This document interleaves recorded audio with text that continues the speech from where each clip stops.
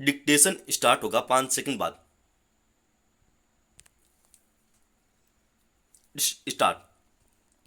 प्रत्यर्थी की अपीलकर्ता पत्नी ने घरेलू हिंसा से महिलाओं की सुरक्षा अधिनियम 2005 की धारा 18, 19, 20 और 22 के तहत राहत की मांग करते हुए याचिका दायर की। अदालत ने प्रत्यर्थी को उसे भरण पोषण देने का निर्देश दिया और पुलिस को यह निर्देश करते हुए कि वह निवास आदेश को लागू करने में पत्नी को सुरक्षा दें, उसके वैवाहिक घर में रहने हेतु निवास का आदेश भी दिया। प्रत्यर्थी पति ने न्यायालय के आदेश के बावजूद अपीलकर्ता को साझा निवास गृह में रहने की अनुमति नहीं दी। अपीलकर्ता द्वारा दायर अवमानना याचिका में प्रत्यर्थी ने गलत पता दिया और उच्च न्यायालय को गुमराह किया।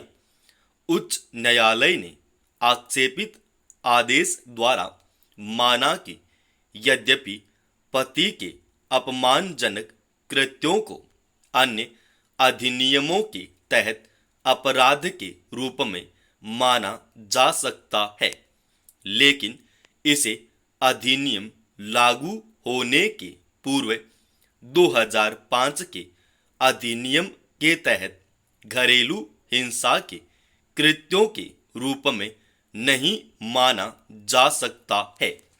घरेलू हिंसा से महिलाओं का संरक्षण अधिनियम 2005 की धारा 2G में कहा गया है कि घरेलू हिंसा का वही अर्थ है जो अधिनियम की धारा 3 में दिया गया है।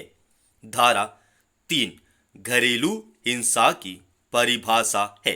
धारा 3 का खंड 4 आर्थिक दुरुपयोग से संबंधित है, जिसमें संसाधनों का सुविधाओं तक निरंतर पहुंच, जिसमें साझा घर तक पहुंच भी शामिल है, जिनका उपयोग करने की पीड़ित महिला घरेलू संबंध के कारण हकदार है, पर प्रतिषेध और प्रतिबंध शामिल है, जो कि पीड़ित व्यक्ति घरेलू संबंधों के आधार पर उपयोग करने या आनंद लेने का हकदार है।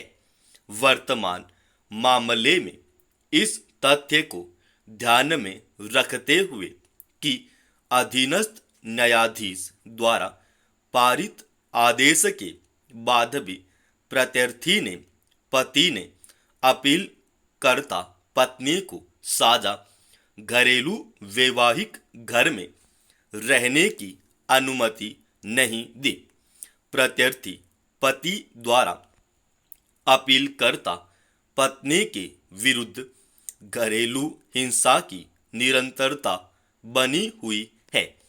ऐसी लगातार जारी घरेलू हिंसा को देखते हुए निचली अदालतों के लिए यह तय करना आवश्यक नहीं है कि क्या घरेलू हिंसा अधिनियम के लागू होने से पहले की गई है और क्या ऐसा कृत्य अधिनियम की धारा 3 के तहत परिभाषित घरेलू हिंसा की परिभाषा के अंतर्गत आता है। प्रत्यर्थी पति का कृत्य स्पष्ट रूप से अधिनियम की धारा 3 के दायरे में आता है, जो घरेलू हिंसा को व्यापक रूप से परिभाषित करता है।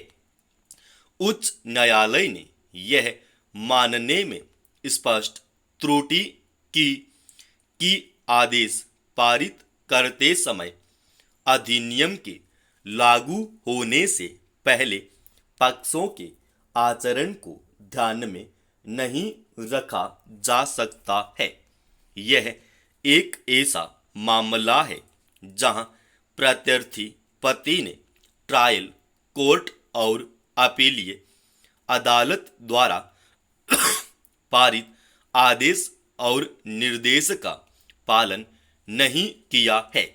उन्होंने अपीलकर्ता पत्नी द्वारा दायर अवमानना याचिका में उच्च न्यायालय के समक्ष गलत बयान देकर अदालत को भी गुमराह किया। 2000 से प्रताड़ित की जा रही अपीलकर्ता पत्नी अधिनियम की धारा 18 और 19 के तहत संरक्षण आदेश और निवास आदेश के साथ साथ भरण पोषण की भी हकदार है, जैसा कि अधिनियम की धारा 20 डी के तहत विचारण न्यायालय ने अनुमति दी है। इन राहतों के अलावा वह प्रत्यर्थी पति द्वारा की गई घरेलू हिंसा के कृत्यों के कारण हुई मानसिक यातना और भावनात्मक परेशानी सहित चोटों के लिए मुआवजे और क्षति की भी हकदार है। इसलिए नीचे की अदालतों द्वारा की गई राहत के अलावा अपीलकर्ता पत्नी को प्रत्यर्थी पति द्वारा मुआवजा दिया जाना चाहिए।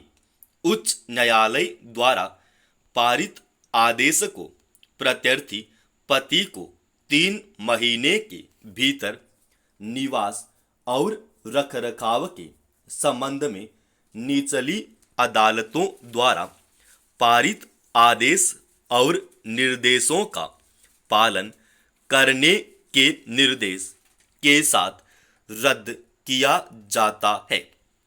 प्रत्यर्थी पति को इस आदेश की तारीख से 6 महीने के भीतर अपीलकर्ता पत्नी के पक्ष में 5 लाख रुपए की राशि का भुगतान करने का निर्देश दिया गया है। उपरोक्त टिप्पणियों और निर्देशों के साथ अपील स्वीकार की जाती है। हालांकि लागत के संबंध में कोई अलग आदेश नहीं होगा। यह निर्णय पक्षकार को उसकी भाषा में समझाने के सीमित उपयोग के लिए स्थानीय भाषा में अनुवादित किया गया है और किसी अन्य उद्देश्य के लिए इसका उपयोग नहीं किया जा सकता है। सभी व्यावहारिक और आधिकारिक उद्देश्यों के लिए निर्णय का अंग्रेजी संस्करण ही प्रामाणिक होगा और निष्पादन और कार्यान्वयन के उद्देश्य से भी अंग्रेजी संस्करण ही मान्य होगा। समाप्त। दोस्तों, इस डिक्टेशन का पीडीएफ फाइल अपने Telegram channel study with SP Swami पर डाल रखा है।